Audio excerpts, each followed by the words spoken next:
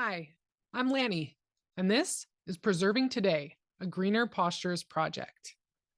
All right, today I'm going to show you how I make coconut kefir. I'm using Azure's Market's premium coconut milk. This is a new product from Azure Standard, and this has no guar gum. That means no thickener or stabilizer. The only ingredients are coconut and water, and it's nice and thick on top. I've made this with the more conventional store-bought canned coconut milk that has thickeners in it, and it was good still, but I prefer to not have any additives. So I'm just breaking it up in the can enough that I can pour it all the way through. And I'm actually using 2 cans of coconut milk for this recipe to fill this quart-sized jar.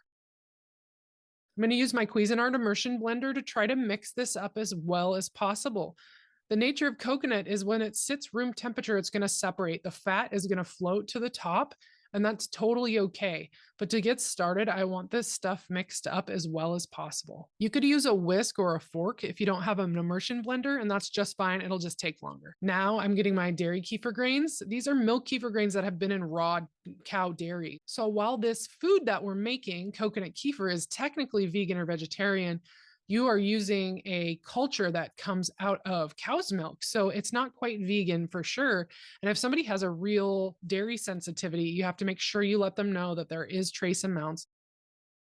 After those are gently mixed in, I'm just covering it with a breathable lid, which is going to be this coffee filter and a rubber band. And I'm just going to label the date and time and leave this room temperature to ferment.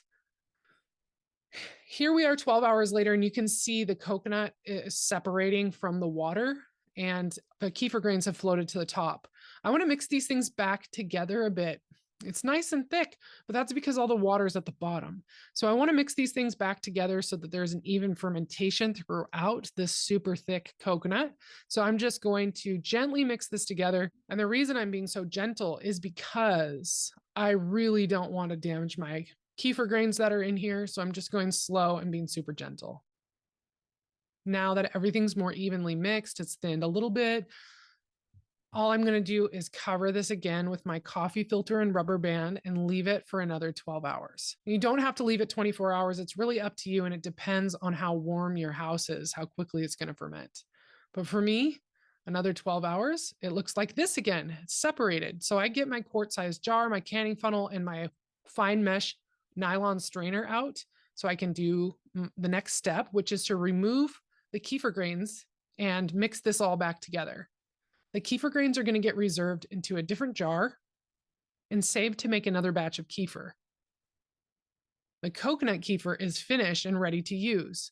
You can use it like yogurt, you can add berries or flavorings, you could drink it like it is, you can make smoothies or popsicles. The possibilities are endless.